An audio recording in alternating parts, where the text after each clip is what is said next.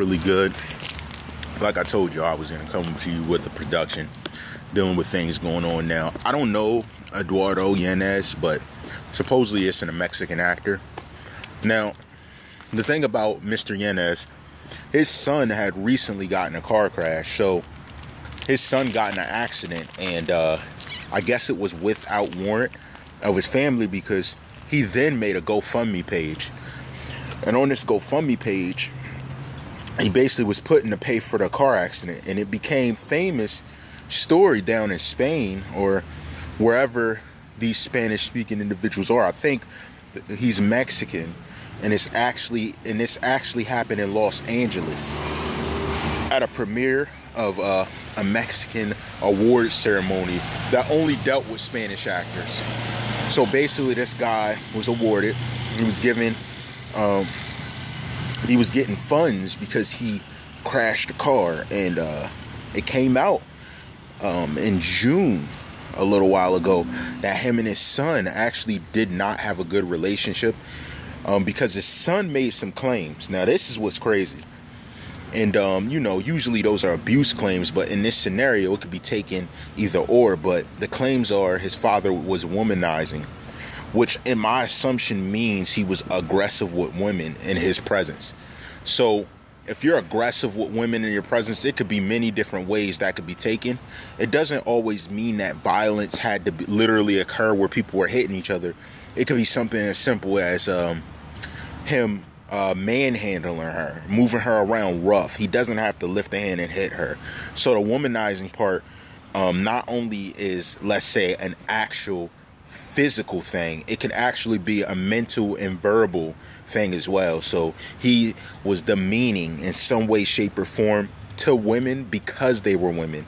In that sense, it wasn't because of who they were as people. It was because they were women, and he was treating them disrespectfully. He's saying his dad has a long history of this. His dad also was claimed to be an addict.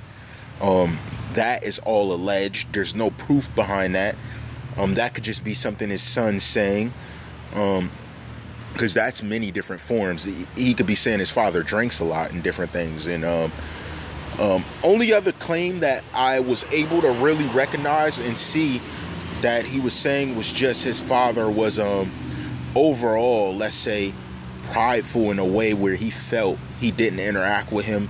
He didn't respect people, in a sense. So his father's very disrespectful to people, is what his son's claiming. Now, this reporter, asked him a few questions. And one of the main questions he asked was, why did your son have a GoFundMe page? And it's in Spanish. You can still check it out. It looks very telling.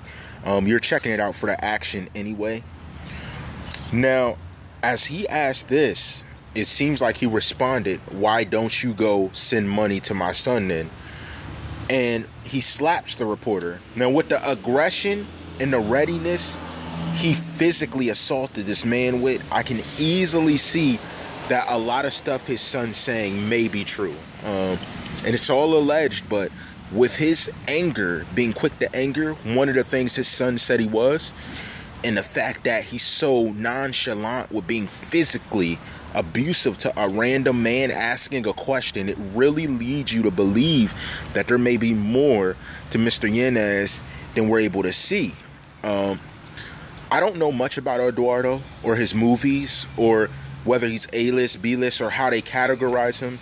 But what I can see is a synonymous factor that when it seems the pressure's on and he's ready to be physical, allegedly not under any type of sobriety, endangering substance or drink or anything, to see him slap a reporter, it shows the danger. Because when you mix, let's say, a situation with allegedly alcohol with the anger that he's showing publicly, I could easily see him going overboard.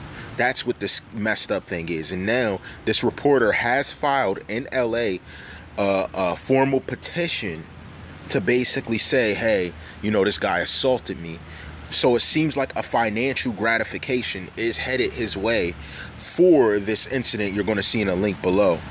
Now, one of the main things to be understood about what's actually going on here as well is that being such a A-list actor and someone who's so respected in his community of the Spanish-speaking people, sometimes things like this could get swept under the rug. But it seems with all this evidence and things, I think the best thing to do would be to look for assistance to help put Eduardo in a mental space where he can really be at his full capacity and do things a little different than those we've seen around him or he's done before. So when it comes to actors and actresses, it's hard to get them help in things sometimes because they're always in the starlight. They always have drama around everything they do. And the way things are publicized, it's not publicized the same way for people. We have to respect Mr. Yanez and his whole son relationship. And we have to just support that they get the help and find the help to become stronger together. Because his father, very talented, has become a star. And literally, he could teach his son the same trades and arts that made him successful. So it's going to be about a teamwork factor to carry on the legacy of the Yanez pride. So I think they need to get together and figure something out. It's just sad that his father's under this strain and it's coming out in the way it is, because I don't think the son was ever supposed to oust his father like that, especially being he crashed the car and messed it up. How did he get in a position to crash this car, which I'm assuming was not a hoopty, being his father, the star he is?